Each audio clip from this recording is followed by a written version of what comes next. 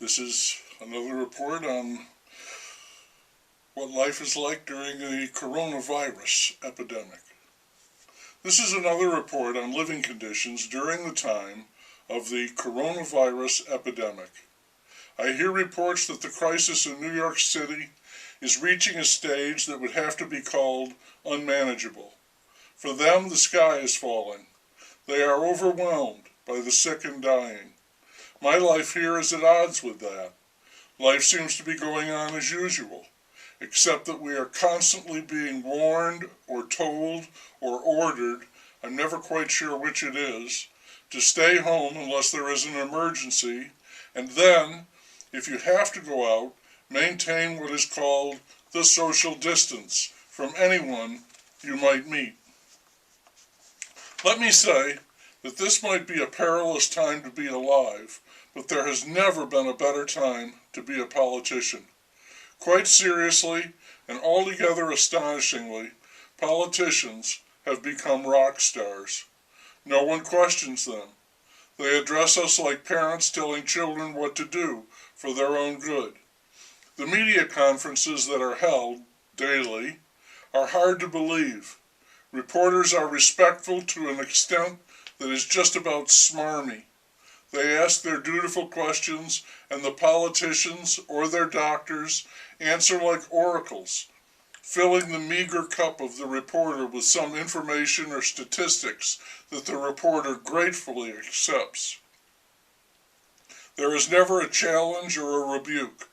Everybody is playing on the same team now, and the politicians are positively basking in their roles, yet they do it humbly, in the spirit of the public service, there for one purpose only, and that is the safety and security and the health of their constituents.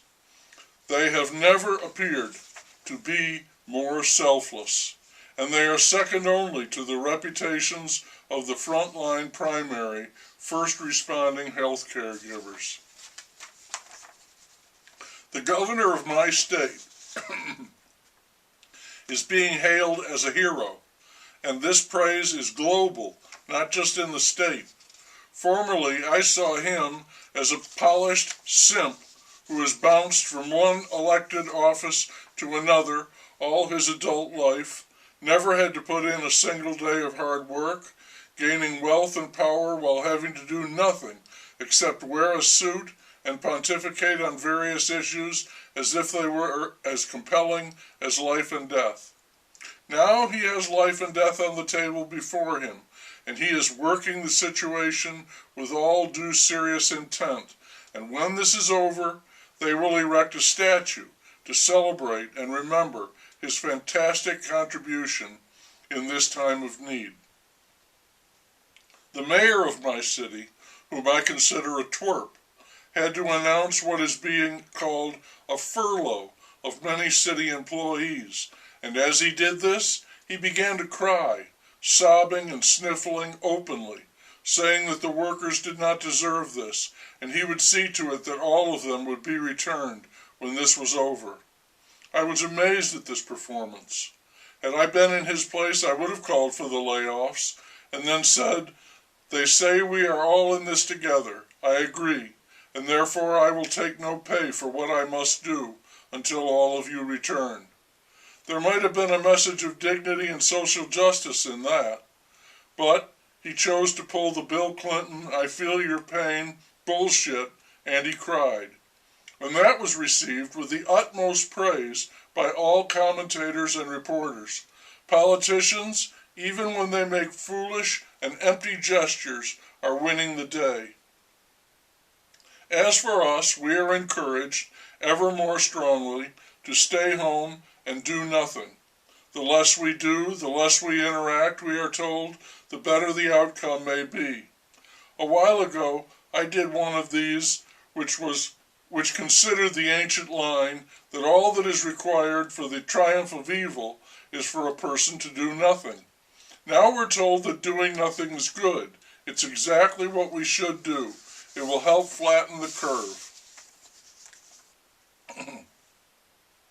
As it turns out, doing nothing is stressful.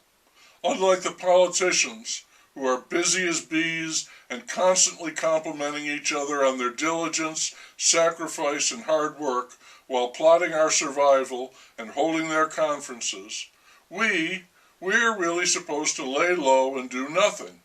Divorce rates, drinking, and suicide are supposed to be rising.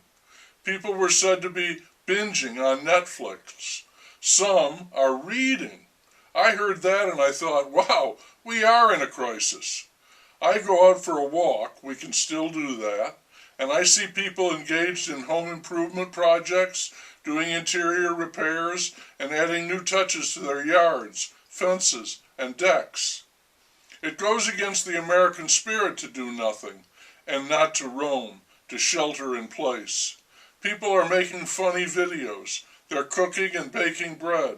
They're putting puzzles together. They're sewing or repainting a room. And, all unspoken, they are waiting to see if they will get sick. I've heard experts say that 80% of the nation will contract the virus, and 1% of them, us, me, will die. And trapped in this speculation, prediction, forecasting, whatever it may be, except for the politicians who are in the glory, we are all on hold.